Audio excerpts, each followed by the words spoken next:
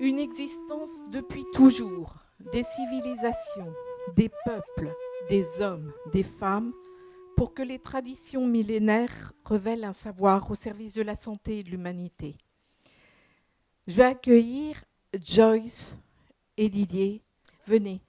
Il y a quelque chose qui est formidable parce que hier, on a parlé de la nature des éléments.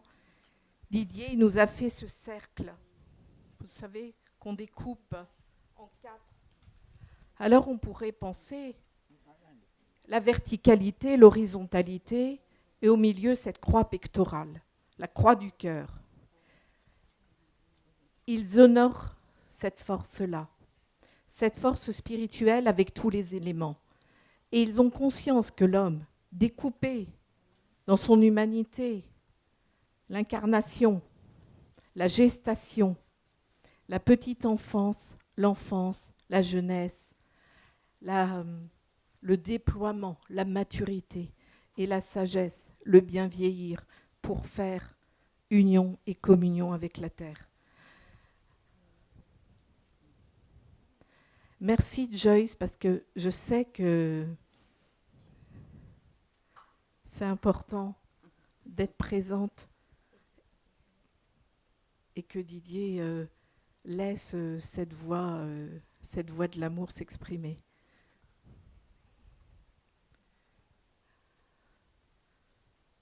Merci. Clément. Clément. Il y a quelque chose qui nous rapproche. J'en ai parlé ce matin, j'ai parlé du Bénin. Je suis moi-même née en Afrique du Nord. Et les peuples qui font la terre font coïncider leur savoir.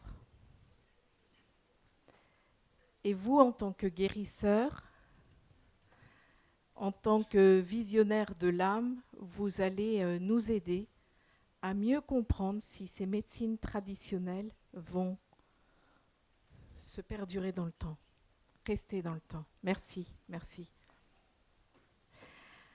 Pascal Lamour. Alors, Pascal Lamour, un initié d'une autre sagesse. Et là aussi, Pascal, tu nous diras combien cette initiation, elle ne se fait pas en claquant des doigts. Elle se fait dès lors qu'on pose le pied en terre chaque matin, on a sa mission, on a sa compréhension de la vie et de la mort, et bien sûr la terre nous accueille pour cela. Alors tu nous en diras plus là-dessus. Merci. Alors comme hier, j'ai pris des petits mots. On va d'ailleurs commencer par Pascal, parce qu'il y a quelque chose qui m'a nourri pour parler de la transmission, une fois encore. Cette transmission orale qui te porte depuis longtemps. Et tu as dit, l'écrit fossilise la pensée et tue la mémoire. Dans notre sujet, aujourd'hui, c'est ce que nous enseignent les traditions médicales autochtones. Elles sont bien différentes et nous allons le voir. Toi, c'est comment tu pourrais nous dire que cette transmission pour demain est importante pour que cette sagesse druidique, cette médecine druidique, dans le temps, se continue et nous apporte cet éclairage pour notre santé. Donc, comment on transmet cette médecine druidique? Alors, on parlait de ça tout à l'heure avec notre ami. Chez nous, ici, à la fois tout existe et tout est à refaire. Tout est à créer. C'est-à-dire que, je vous ai expliqué hier qu'il y avait une continuité du savoir, mais on reste dans une parole. Donc à partir du moment où on est dans une parole, ça autorise à repenser la parole tout le temps. Donc la possibilité de création, de créativité est possible dans ce cadre transmissionnel. Et ça enlève les dogmes. Donc on a des traditions, mais on n'a pas forcément d'enfermement dans cette même tradition. Et la seule chose qui m'intéresse, et la seule chose qui me convainc, et c'est de ça dont je vous parlerai toujours, c'est de retrouver la confiance. Pour moi, la maladie, c'est la perte de la confiance. Et si on perd confiance, on chope des maladies. C'est mon truc. Et on a les solutions pour se fédérer contre cette agression. Et moi, si j'ai quelque chose à transmettre, c'est ça, uniquement. C'est-à-dire, n'oublie pas la terre sur laquelle tu poses les pieds. C'est symbolisé par le chêne. Alors vous savez, le chêne chez nous, c'est le pont entre les hommes et les dieux. C'est un symbole pontif. Vous connaissez le souverain pontife, ça vous parle. Et pontife, quelqu'un qui fait les liens entre les hommes et les dieux. C'est notre rôle. C'est-à-dire qu'on va appeler le système de l'univers qui est autour de nous, le deuxième monde des esprits dont j'ai parlé hier, pour modifier le terrain des humains et leur redonner la confiance. En breton, on ne pense pas, on songe. Le mot breton pour dire penser, c'est sonjain, on songe. Donc on est toujours à la limite entre la pensée et le rêve. Et dans la terminologie quotidienne, donc moi je reste sur cette idée fondamentale qui fait qu'il n'y a pas de limite à la pensée parce que c'est dans le rêve qu'elle s'exprime. Et pour ça, il faut être dans la confiance. Et voilà ma transmission. Clément, vous avez dit hier, revenir à ce que nous sommes. Ça s'entrecroise, la confiance, et de retrouver notre unité. Vous avez parlé du patient, de la traverse entre le patient et le soignant. Comment il donne aussi. La confiance, c'est aussi prendre sa responsabilité vis-à-vis de celui qui guérit.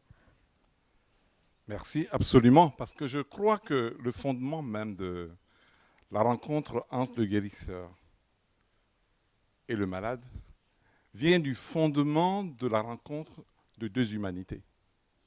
Il m'apparaît clairement que tant que je ne rencontre pas la personne humaine, que je ne rencontre que la maladie, une confiance ne peut pas s'installer. Et c'est là que tout se passe. Quand il m'arrive de rencontrer des personnes malades qui m'appellent, qui ont tel souci, la première chose, qu'est-ce qu'elle vit, cette personne? Dans quel environnement est-ce qu'elle se situe? Quelle est la problématique qui a amené cette personne à m'appeler moi et pas quelqu'un d'autre? Et pour moi, voir la rencontre d'une personne dans un milieu m'aide à établir le lien. Et la même chose, je la dirais, avec la nature. Quand je parle de ma présence dans la nature, dans la forêt, dans la savane, c'est parce que j'établis un lien avec tout être qui existe autour de moi, que je peux l'utiliser, ou alors je peux demander son adhésion à la participation des soins d'une personne. Voilà un peu ce que je pourrais dire sur cette approche concernant le malade et qui est malade d'ailleurs. Je me pose toujours des questions parce qu'il m'arrive très souvent, en parlant avec les uns et les autres, de découvrir la rencontre avec l'autre me montre aussi à moi des maladies. Donc, quelque part, je me retrouve également dedans. Et donc, le guérisseur devient celui également qui cherche à être guéri. Merci Clément. Dit Anne Joyce, hier vous avez dit, c'est le mode de vie qui est médecine. Parlez-nous de ça, parce que c'est la confiance. Dès lors que la vie se passe sereinement, quoi qu'il en soit, elle n'est pas linéaire, la vie. Elle a ses hauts, ses bas. Et comment vous invitez, vous, dans cette culture-là, à donner cette dimension totale à ce que, quand la vie est la plus paisible et menée en conscience, elle fait déjà médecine. Life is not linear, that's for sure. Well, we talked about the circle. Everything's in a circle. You know, you come from the spirit world, and this is the West, not the geographical West, but what we are Piata. The in the circle, it's usually it's on the left, or it could be on the top. And you go through the 4 stages of life. That's what we talked about yesterday. il dit que la vie n'est pas linéaire et que dans le cercle qu'il a dessiné hier, il y a l'ouest géographique dont on parle, mais ce n'est pas toujours l'ouest géographique.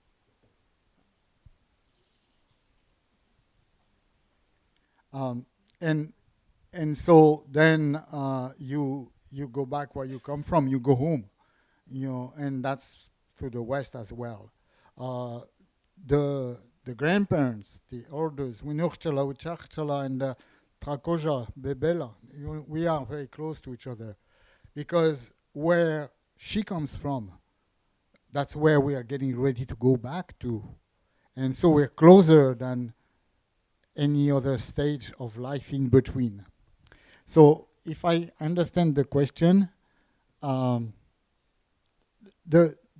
peaceful moments are anywhere in between, and I think that there is a peace for each age of life, a different type of peace.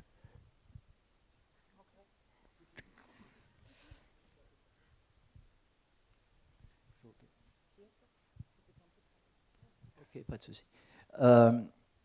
Ce que dit Didier aussi, c'est que là d'où viennent les enfants, les tout petits, c'est là où retournent les personnes âgées. Et qu'il y a finalement un lien beaucoup plus proche entre les personnes âgées et les petits-enfants qu'entre les autres étapes de la vie. Donc ils sont très connectés, les anciens et les petits. Et la deuxième partie, c'est que, oui, et donc c'est cette roue de la vie qui est en quatre, vous vous rappelez, elle se déroule thérapeutiquement si elle est en paix, mais ce sont des formes de paix différentes à chaque étape. C'est-à-dire qu'il faut s'adapter à des étapes de vie correctement, mais qui sont différentes les unes des autres. So if we look at the cycle of life, Bebela, Okshila, Wichinchalaki, the little ones, their peace is in an everyday happy life. They experiment. Si on regarde le cycle de la vie, les petits-enfants, eux, la paix qu'ils trouvent, c'est dans leur joie, dans leur émerveillement dans la vie quotidienne. And the absolute freedom, the life is theirs. They're sacred. We don't know what they will be. It doesn't matter right now. They are carrying a future that is ours, maybe not. We don't know if we will be there, but it's precious. So they are wakran. Wakran means both sacred, if you would, but I prefer the deeper meaning. They're mysterious. Donc les enfants sont dans une liberté absolue parce qu'ils sont dans le moment présent et ils ne se préoccupent pas du futur. Donc le mot Wakran. C'est le mot le plus précis pour eux. Ça pourrait être conscience, mais ils préfèrent ce mot-là qui veut dire mystérieux. And then as they grow up, they learn in many ways. And they become kroshkalaka, now we kroshkalaka, young men, young women. And the young men and the young women, they know already a lot because they explored all the life in the family, the life outside. And they start to use their knowledge, but they start also to become aware that they need to learn more. Quand ils grandissent, ils deviennent des jeunes femmes et des jeunes hommes et ils connaissent déjà beaucoup de choses et ils utilisent leurs connaissances, mais à force qu'ils utilisent ces connaissances et qu'ils avancent dans la vie, ils se rendent compte qu'ils ont besoin d'apprendre encore plus. So that's, I don't know about the peace, if we want to talk about peace, but that's the wisdom. That's what in Lakota we would say the wuksape. That's the wisdom of that age, you know. They already help, they already do a lot of things, but they still realize that they need a lot of more practice and more knowledge. Donc on peut appeler ça une forme de paix, mais c'est plutôt une sagesse.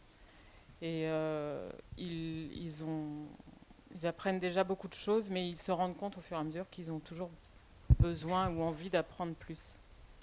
And then Wiyan and Wichasha, the man and the woman, they are the women are the backbones of the life throughout, you know, and the men are the defenders and the providers, and they are the ones who are in charge of the everything for the elders and the younger to live. So they are the ones who make sure that the life will go on. Les femmes sont très importantes et elles sont comme le fondement de leur famille, leur paix peut-être. Parce que c'est elles qui sont en charge des anciens et des jeunes et qu'elles permettent la continuité de la vie. Joyce, est-ce que votre tradition s'occupe, notamment chez les femmes, réserve une place particulière pendant la gestation, j'allais dire avant, pour les premières menstrues des filles, puis pendant leur grossesse?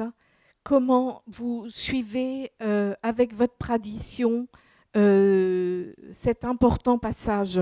On a bien saisi le lien entre les tout petits et les plus sages. Comment ça se vit? One of the ceremonies that they do for the teenage girls when they start their menstrual is the Ishnati Awi Chalawampi. And this is when they learn to put up the teepees. They live in the teepees with the sponsors, or what are they? Helpers. So the girls learn how to sew their dresses, moccasins. They make their shawls. They do everything for themselves for the four days they stay in these teepees.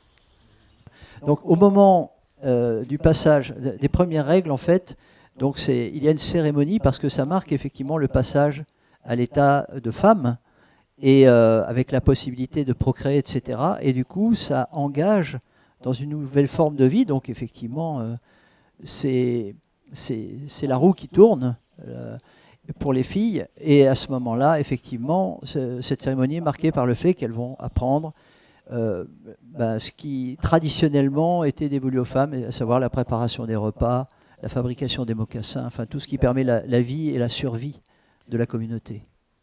Merci. Merci Patrick. Je dis cela parce que j'ai discuté avec deux sages-femmes qui sont aujourd'hui, qui font des parcours de naturopathie. Comment une médecine traditionnelle autochtone, et vous allez nous parler des plantes, autant Clément que Pascal, et c'était important justement cette façon d'amener les choses, et je pense qu'il y a eu une question ce matin sur la naturopathie. On n'en a pas parlé. Comment c'est vécu, comment c'est validé? Est-ce que c'est une médecine traditionnelle? On parle beaucoup de naturopathie, c'est très, il y a à la fois, quelquefois, c'est très tendance. Alors, Clément, il n'y a pas de santé africaine sans plantes. Pascal, les plantes, c'est quelque chose que tu connais. Tu as parlé des 50 plantes hier, essentielles et peut-être suffisantes. L'un comme l'autre, j'allais dire sur vos espaces. Comment ça se vit, ça? La première chose, c'est que je pense qu'il faut qu'on arrête d'isoler les manières d'entreprendre la destruction des problèmes de santé.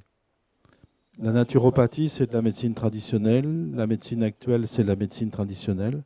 Moi, mon rôle, c'est que tout ce qu'on fait aujourd'hui sera la tradition de demain.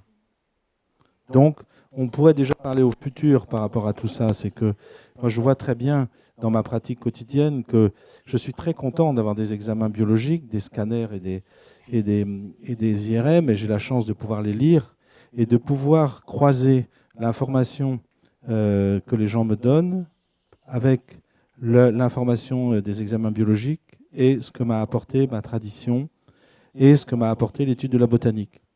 Donc il n'y a pas, pour moi, il y a qu'une approche, c'est l'approche holistique de l'individu et chacun le regarde à son niveau et comme il veut.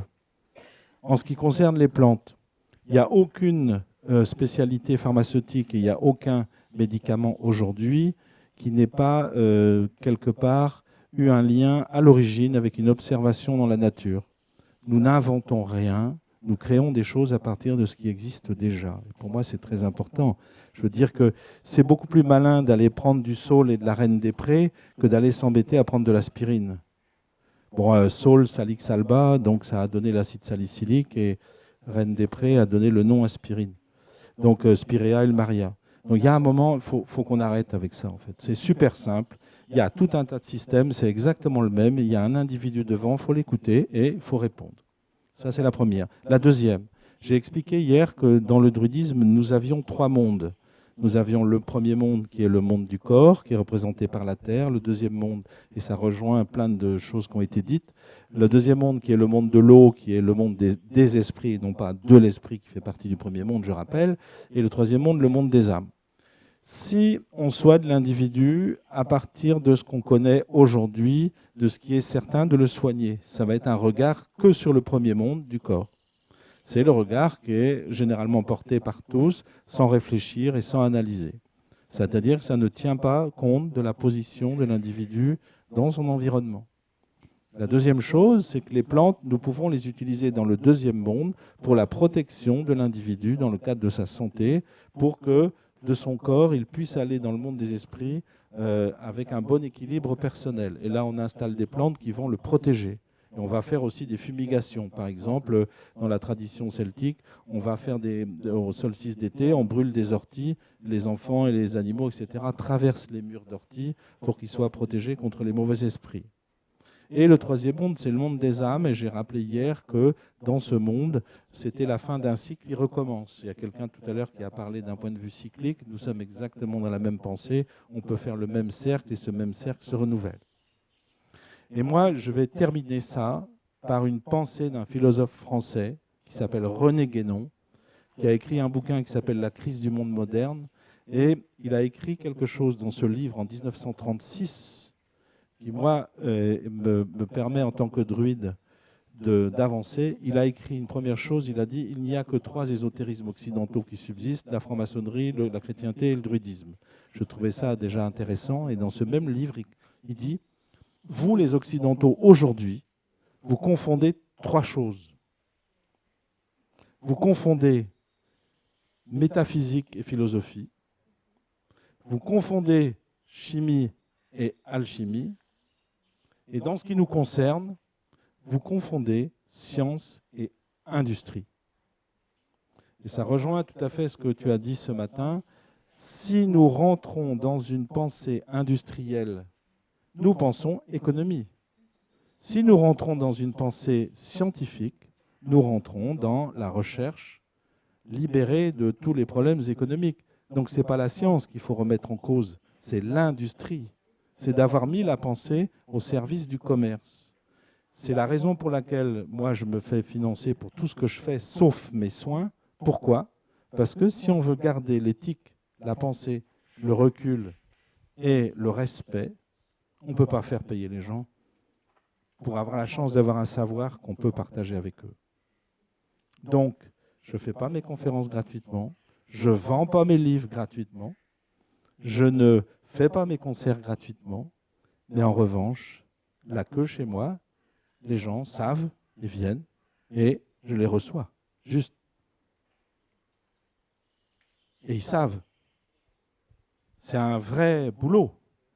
Mais en attendant, je suis bien dans la science et je ne suis pas dans l'industrie. Et cette science, elle peut être druidique, elle peut être ayurvédique, elle peut être tout ce que vous voulez. Elle est posée sur la terre, on pose les pieds et on se met en lien avec les gens dans les 3 mondes. Et ce matin, on l'a fait avec la musique. Voilà ce que je pense.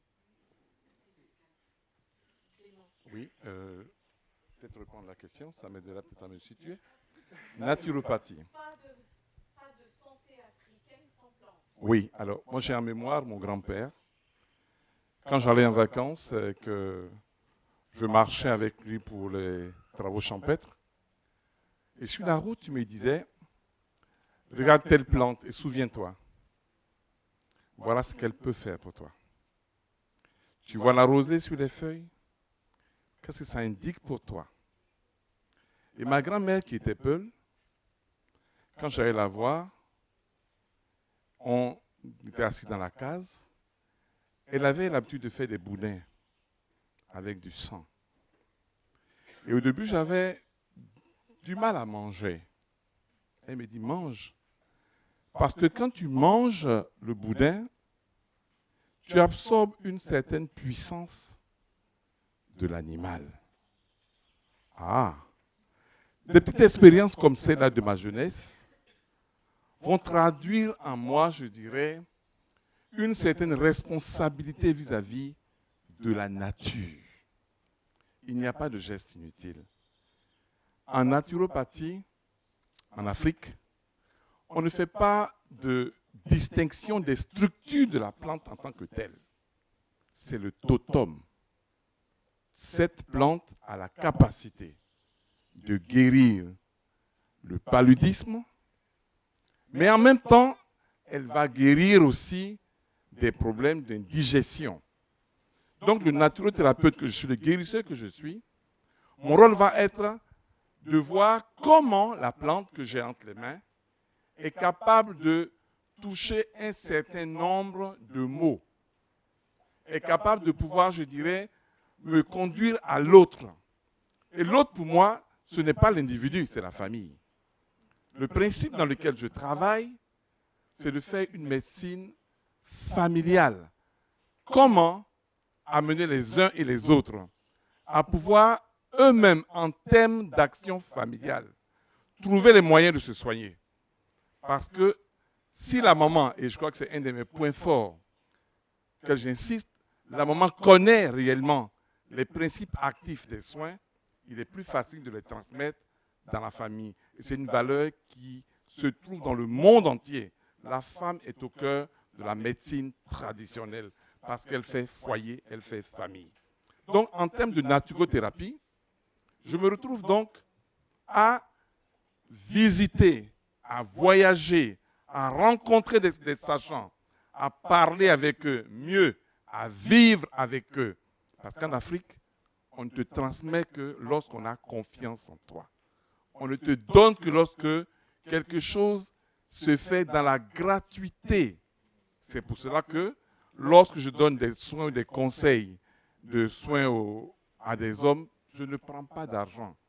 Je ne prends jamais d'argent parce que j'estime qu'on ne donne que ce qu'on a reçu. Et ce qu'on a reçu vient de quelque part. Et ce quelque part, pour moi, c'est là-haut. Pour moi, c'est Dieu qui donne la capacité de reconnaître en une plante sa capacité de pouvoir faire du bien à l'homme. Alors, ceux qui la transformeront, étant donné qu'ils ont fait un travail là-dessus, peuvent mettre la plus-value. Mais partant de ce qui est naturel, de la terre, de l'argile, des plantes, je me dis, c'est l'ouverture au bien-être de l'humanité. Et c'est ma contribution de croire que la naturopathie est la réalité de toute fin. Et hier, je le disais un peu en souriant, j'ai beaucoup de médecins dans ma famille. Mon père était anesthésiste. Et ce qui m'a frappé le plus, c'est que ceux que j'ai rencontrés souvent qui me parlaient de mon père, ils me disaient, ton papa nous a fait du bien. Et moi, je m'attendais à ce qu'il me parle des soins de médecine conventionnelle. Non, il m'a donné un canari avec des plantes qui m'a guéri. Alors là, j'en avais la bouche fermée. Pour vous dire combien la réalité de ce que nous avons n'est pas ce qu'on voit. Quelquefois, en dessous, il y a d'autres pratiques cachées, voilées, parce qu'on n'a pas le courage de le dire plus haut et plus fort. Voilà ce que je peux dire de l'approche de la naturopathie par rapport aux soins et aux patients que je rencontre.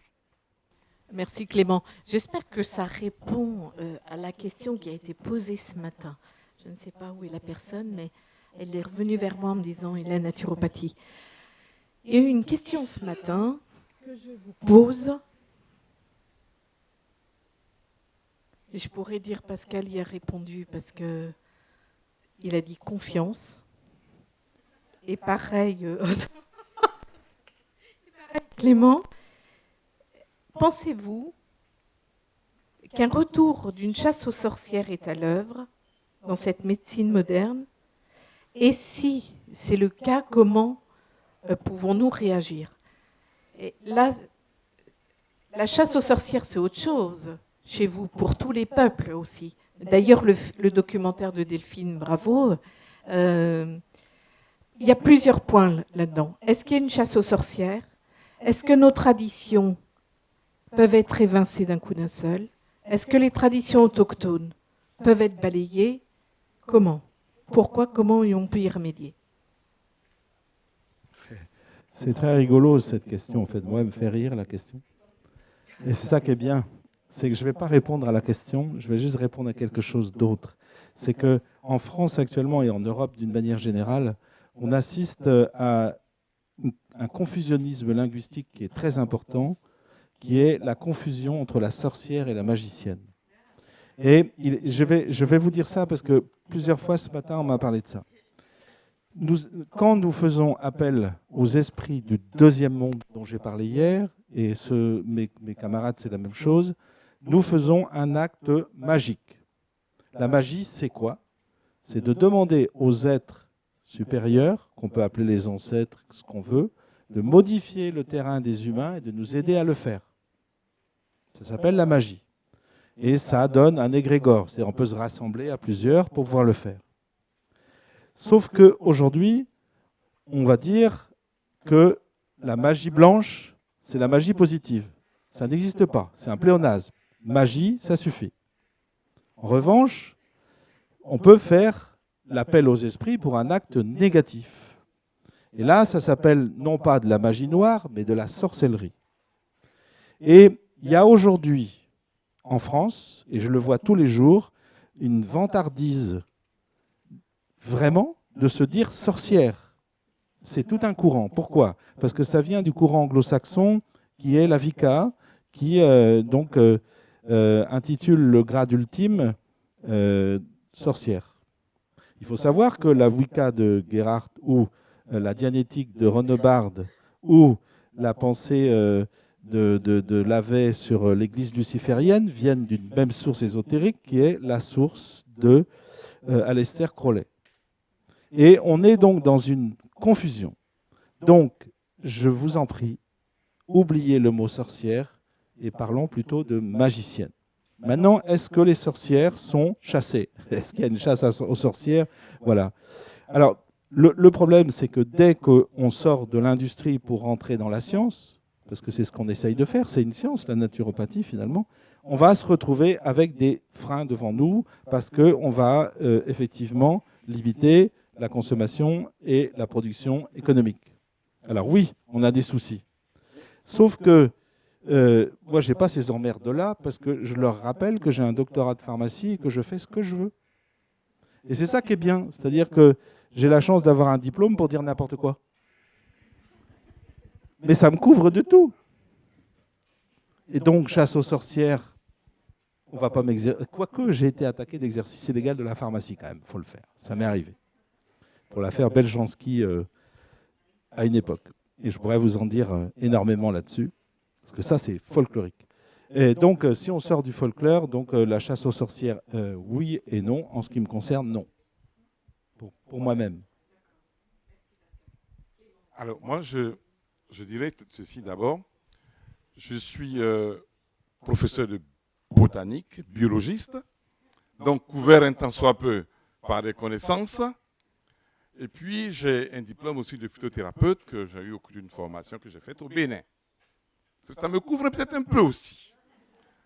Mais en attendant, je ne crois pas qu'il soit possible qu'il y ait une chasse aux sorcières. Depuis hier, je suis habité par l'image du cheval de Troie. C'est bien le chevaux. Et je crois que ce que nous faisons, c'est d'être à l'intérieur de ce cheval, qui semble être cette médecine conventionnelle.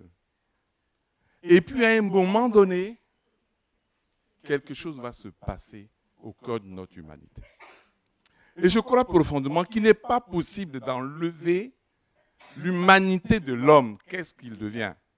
Parce que toute médecine conventionnelle a la finalité traduit une transmission. Elle traduit une transmission, une envie de faire connaître quelque chose à quelqu'un d'autre. N'est-ce pas la tradition? N'est-ce pas la médecine traditionnelle qui part des fondements? Et il m'arrive de dire à tous ceux que je rencontre quand j'ai une petite formation, je leur dis ceci: quel est le fondement de la vie? Et c'est là que tout se passe. Mais en médecine conventionnelle, on apprend des choses sans fondement. J'ai été heureux de voir que la base d'Hippocrate n'est pas forcément celle-là qu'on a aujourd'hui. Un certain, passez-moi l'expression, pasteur aurait appris de nouvelles approches médicales. Mais toi-même, quelle est ta vie? Quel est ton fondement? Quelle est ton histoire? Et la médecine traditionnelle s'inscrit là, dans le fondement de chacun de nous. Nous avons une histoire. Et pour moi, j'interroge toujours mon histoire, ma tradition africaine, ivoirienne, taguana, pour voir, mais qu'est-ce que mes parents faisaient il y a 2000 ans? Comment ils se soignaient? Aucune médecine n'a fait disparaître l'humanité. Donc, ce qui veut dire que si l'humanité n'a pas disparu, il n'est pas possible, pour moi c'est inimaginable, qu'on puisse faire la guerre. On la fera certainement, mais on ne peut pas enlever en l'homme sa capacité de vouloir se porter mieux, parce qu'il a un projet, il est lui-même un projet au cœur de son humanité. Ce n'est pas possible. Voilà ce que je dirais.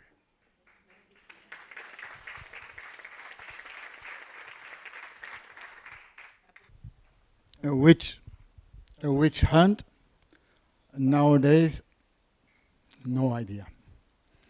La chasse, la chasse aux sorcières, de nos jours, j'en ai aucune idée. What I know is that in 1877, there was a allotment act, and there was reservations, and there was people whose life rhythm was broken. Ce que je sais, c'est qu'en 1977, dans une réserve, il y avait des gens dont la raison de vivre a été brisée. Yeah, 1877. En 1877. Avec le traité sur les réserves, si certains ont vu le film. And so from that time on, the ceremonies were forbidden. The so-called in English medicine men, which means any man, and fortunately the Washichu don't think that the women have any power, they don't count, so they left them alone. Donc depuis ce temps-là, les cérémonies ont été interdites et les femmes ont été mises à l'écart et laissées seules. No, not really. The men, all the so-called medicine men, Les gens spiritual qu'on appelait les leaders, hommes médecine, they were arrested, they were imprisoned, they were ils ont été arrêtés, emprisonnés. stopped in whatever they were doing. Ils étaient arrêtés dans leurs entreprises, en fait. The ceremonies were forbidden. Les cérémonies étaient interdites. Fortunately, the Western thinking doesn't understand that the real power is here. Heureusement, le mode de pensée occidental ne comprend pas qu'en fait, le vrai savoir est là. The real power is Le here. réel- le vrai- le the réel women pouvoir. The women are the backbone, and thanks to the women, the people are still here because they were the backbone of the nation throughout those dark ages. Les femmes sont le fondement de cette puissance et ont été le fondement à travers ces périodes noires. All the way to the late 70s, the witch hunt was successful. Some ceremonies were taking place, but in hiding, in secret. In Ipi, which is our basic ceremony, it's equivalent maybe for the Christians to the weekly communion, or something as simple as that were forbidden. Juste pour dire, les années 70, donc toutes les cérémonies, y compris les cérémonies de guérison, ça s'appelle inipi, qui sont des pratiques rituelles spécifiques à but thérapeutique, mais qui reposent sur des actes du deuxième monde, on va dire, étaient interdites également. Donc il y a eu de fait une chasse aux sorcières, si on prend le terme sans parler d'étymologie, il y a eu clairement ça. Et elles étaient quand même réalisées, mais en secret. Yeah. Inipi is not, it's not specifically a healing ceremony. It's a ceremony occasionally, more or less often, healing takes place there, but it's not specifically a healing ceremony. Les cérémonies inipi ne sont pas forcément des cérémonies de guérison, mais à l'intérieur de ces cérémonies, il peut y avoir de la guérison aussi, des actes de guérison. So this is for the witch hunt, okay? Now from these days of 75 and 80, some men who kept the knowledge, although some of the songs have been lost, they started to bring ceremonies back. Depuis les années 75-80,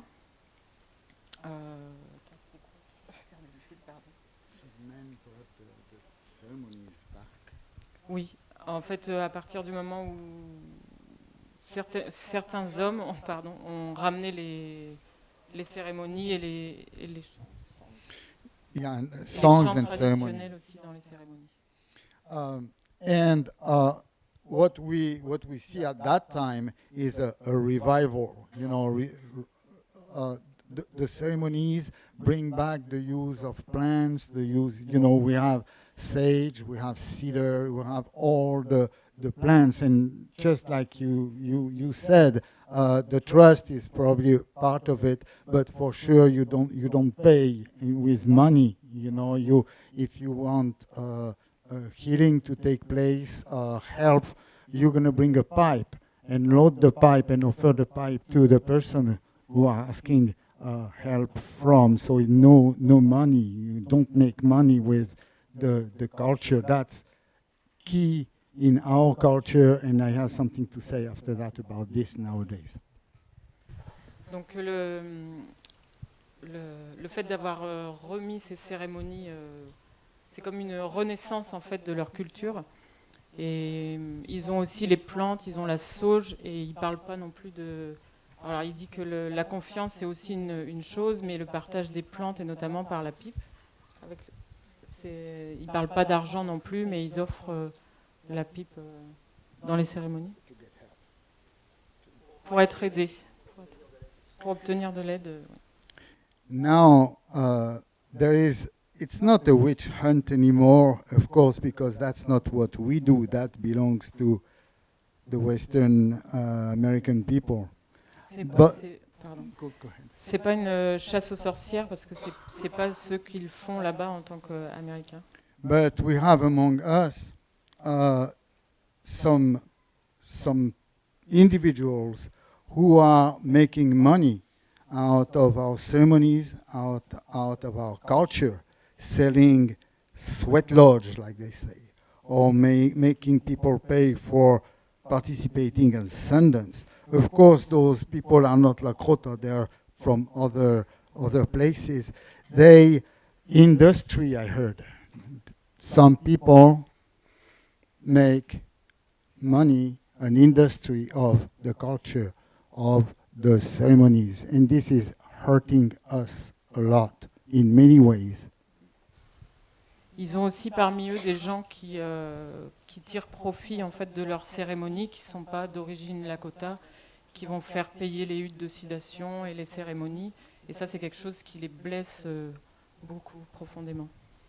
And not essentially, or not only in the pride and in the respect that we have for our ancestors that gave us all of that. For those who, through the hard time, kept this alive to bring us for us to use now. but also because, and here I am quoting Our Looking Horse, Tranché, Our Looking Horse, who is the pipe keeper. He says each time our ceremonies are sold,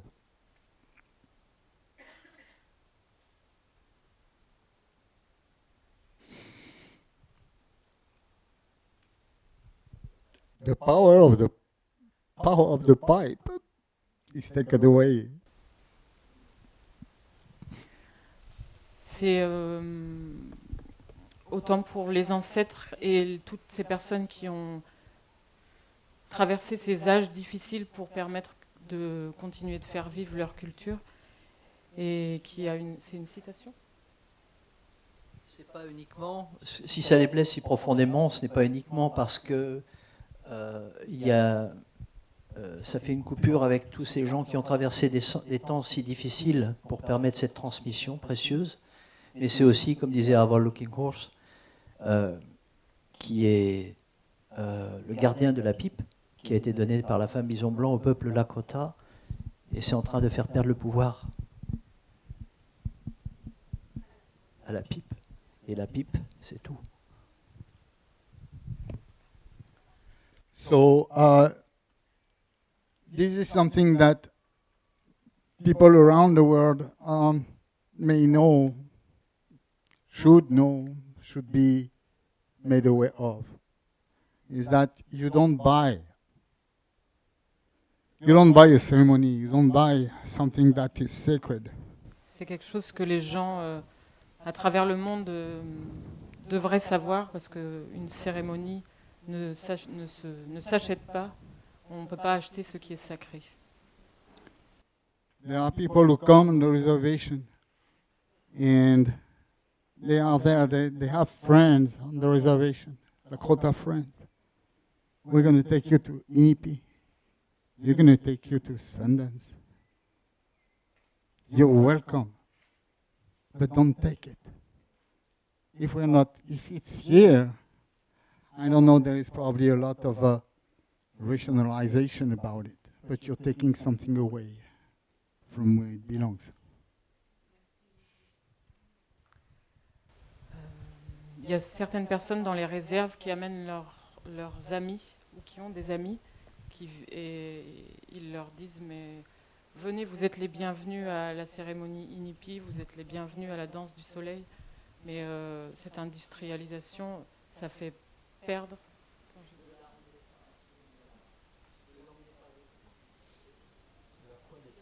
Ne la prenez pas de là d'où elle vient en fait.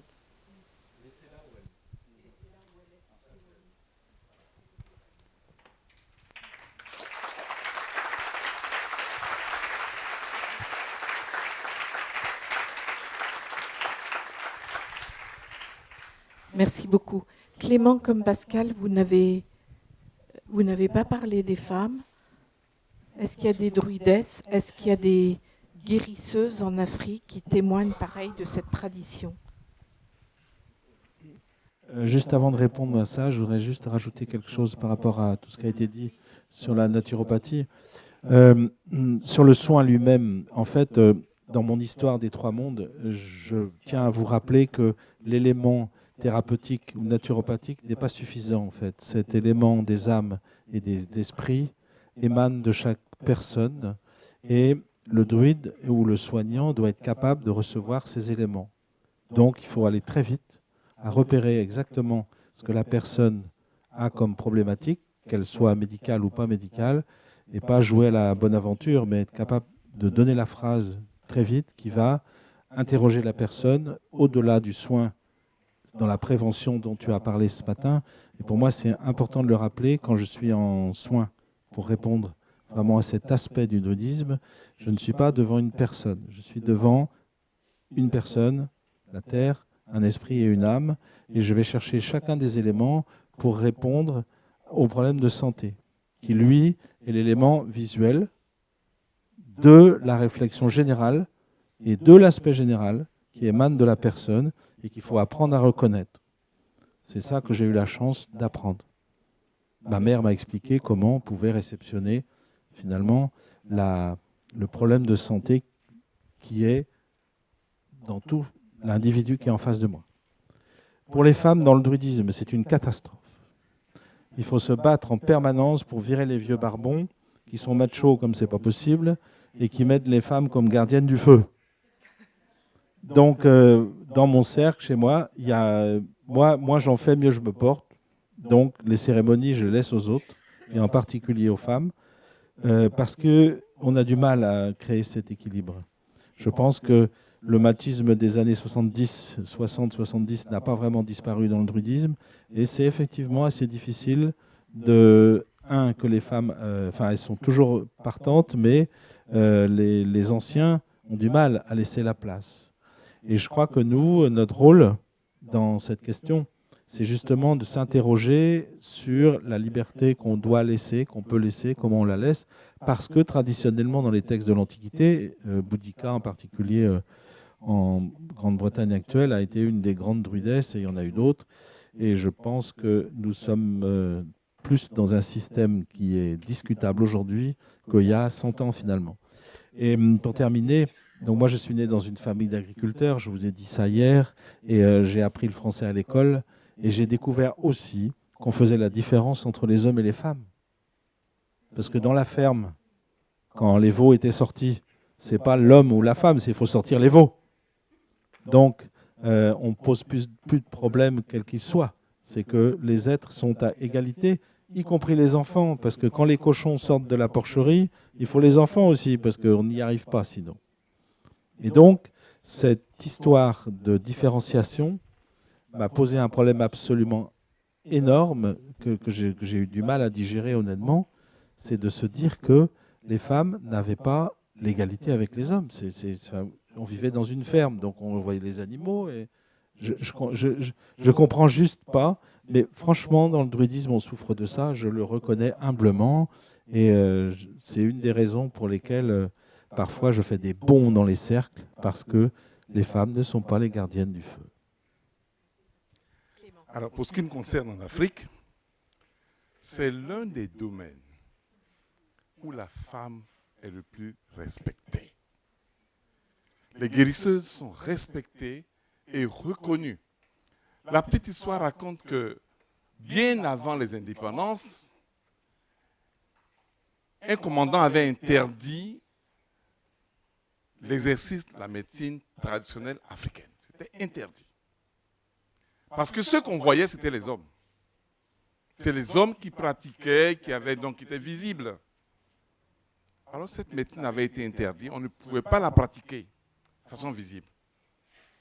Et voilà que ce commandant de cercle qui avait interdit la médecine, passez-moi l'expression, chope une maladie pour laquelle la médecine conventionnelle ne peut pas le soigner.